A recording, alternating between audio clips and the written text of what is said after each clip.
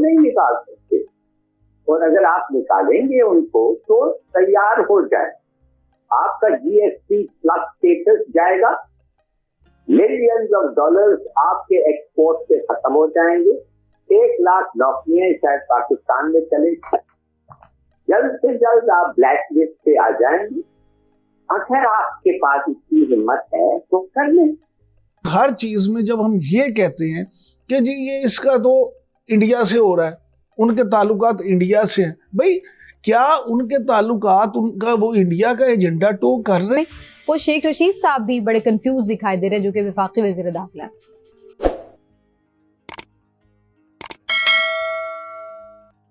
साहब, आपको क्या लग रहा है, हुकूमत की गलती है कि ये बार बार उनसे एग्रीमेंट कर लेती है, फिर पूरे नहीं करती, फिर उसके बाद वो दोबारा सड़कों पे आते हैं, फिर उन्हें कोई नया आसरा दे के फिर भेज दिया जाता है? इसको सॉर्ट आउट करना चाहिए था परमानेंटली, शुरू से एक क्लियर विजन के साथ। डू यू थिंक सो इसमें हल होता मसले का?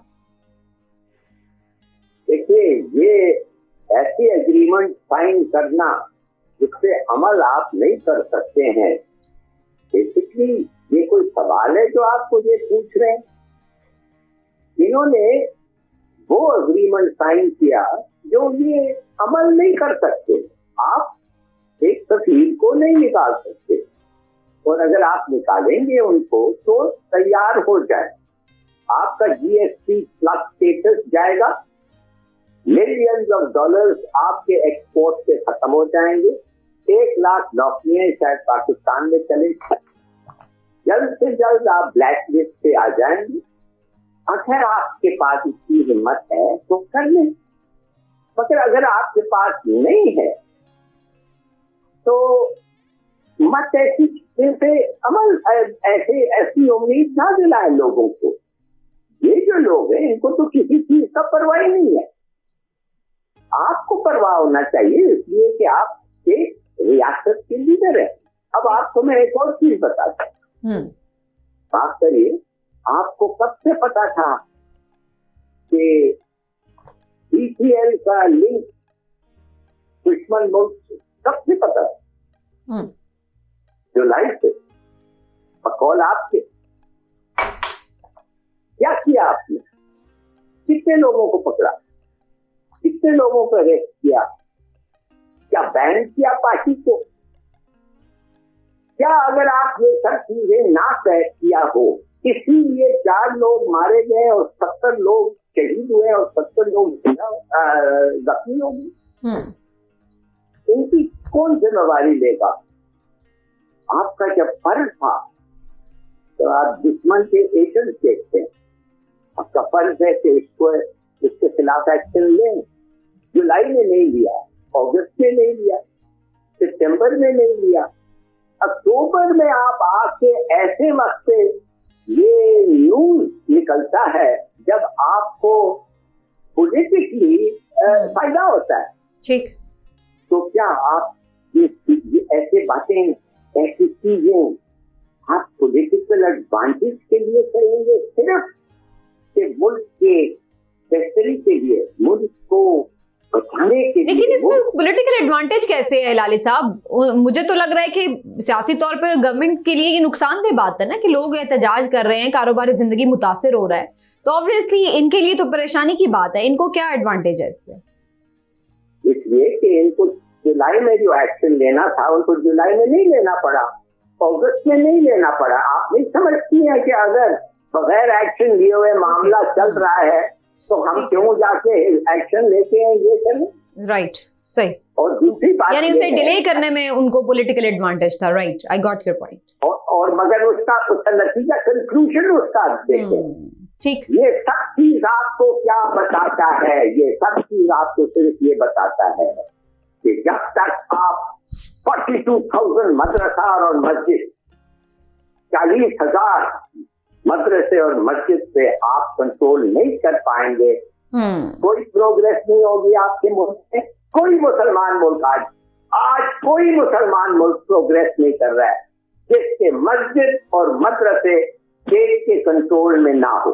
ठीक, कंफ्यूजन नजर आ रही है गवर्नमेंट की कि आपने करना क्या है, कैसे चलना है, आगे बढ़ना कैसे है। कभी कहा जाता है मुज़ाकरात किए जाएंगे, कभी कहा जाता है नहीं बज़ोर ताकत किया जाएगा। इस सिलसिले में को शेख रशीद साहब भी बड़े कंफ्यूज दिखाई दे रहे हैं, जो कि वफाकी वज़ीर दाखिला है। मैं उनकी गुफ्तगू का कुछ हिस्सा आपको सुनवाना चाहती हूँ, जिससे आप अंदाजा लगाइए कि इस वक्त हुकूमत के वज़रा जो है वो कहाँ पर। हमने उनको बैन नहीं किया हुआ और इलेक्शन वो लड़ रहे हैं, हर जगह अपने निशान पे लड़ रहे हैं। कालअदम हमने किया हुआ है, इसलिए लिखा जाता है। तो शेख रशीद साहब ये फरमा रहे थे कि जनाब कैसे निपटा जाएगा, कभी वो कुछ कह रहे थे, कभी कुछ कह रहे थे। इमरान साहब, आपको क्या नजर आ रहा है कि ये हुकूमत इस बहरान से शुरू ही से सही से निपट नहीं पाई, इसलिए ये बड़ा होता चला गया, या एक कंफ्यूजन है बहरहाल और सेंसिटिव मामला और वाकई इसका कोई सोल्यूशन है नहीं? बिस्मिल्लाहिर्रहमानिर्रहीम। मैं समझता हूँ कि ये सिर्फ हुकूमत के लिए मसला नहीं है, ये इस वक्त अब रियासत के लिए मसला बन चुका है। कौमी सलामती कमेटी का जो आज इजलास हुआ है और ज़राए से जो चीज़ें सामने आई हैं, जो खबरें वहाँ से सामने आई हैं, उसमें ये सारी चीज़ें आज काफ़ी डिटेल में डिस्कस हुई हैं। और शेख रशीद साहब की जहाँ आपने बात की, तो आपने देखा शेख रशीद साहब सिर्फ कंफ्यूज ही नहीं, पैनिक भी नज़र आ रहे हैं। और वो आप आज भी थे, कल भी थे। अगर आप कल की, अच्छा, जो आपने उनकी पैनिक की जिक्र किया है, उसका भी एक हमारे पास सबूत मौजूद है, वो भी देख लेते हैं कि किस तरीके से वो कंफ्यूज हैं या पैनिक सिचुएशन में। व्हाट्सएप और वेबसाइट का जिक्र किया है, वहां से पैगाम इनको आ रहे हैं। शहर उन पे यार छोटा सवाल करो यार, तुम ऐसे लाइव 10 फिर मैं भी व्हाट्सएप सीख लूंगा। अगर आप इस तरह ये ना कहें कि आप लोगों के ख्वाहिशों को लाइव प्रोग्राम पे खबरें बनाएं, भी ये जर्नलिस्ट, मुझे समझ है। आप सवाल वो करें, मैं 4 दफा वजीर इत्तलात भी रहा हूँ, 15 दफा मेरी वजारत है।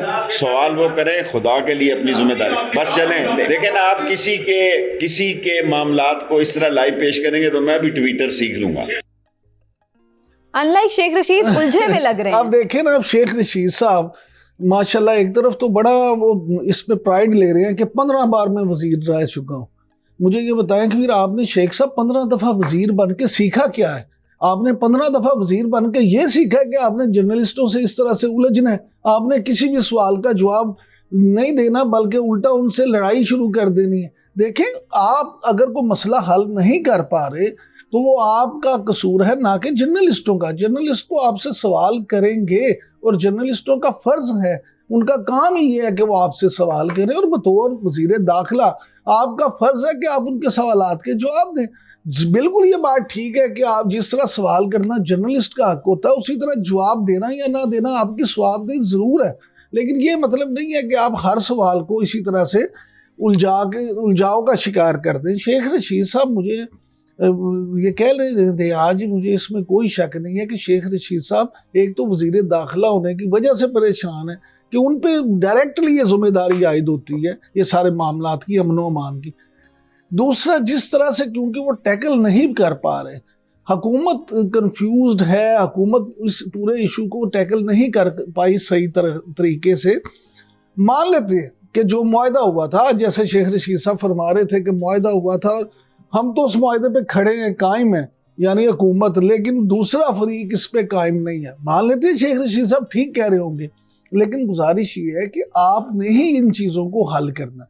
और फिर आज कौमी सलामती कमीशन जो कमेटी का इजलास हुआ है, उसमें ये जो फैसला हुआ कि कल जो रेंजर्स को इख्तियारात दिए गए, और आज इस हवाले से भी बात हुई कि किसी को कानून हाथ में लेने की इजाज़त नहीं दी जाएगी, और रेंजर्स की तरफ से बैनर्स भी मुख्तलिफ जो रेड जोन है वहाँ लगा दिए गए हैं कि अगर किसी बंदे ने इस जोन में आने का इरादा किया या कोशिश की तो फायरिंग भी उस पर की जा सकती है। यानी अब हुकूमत सख्ती से निपटने जा रही है।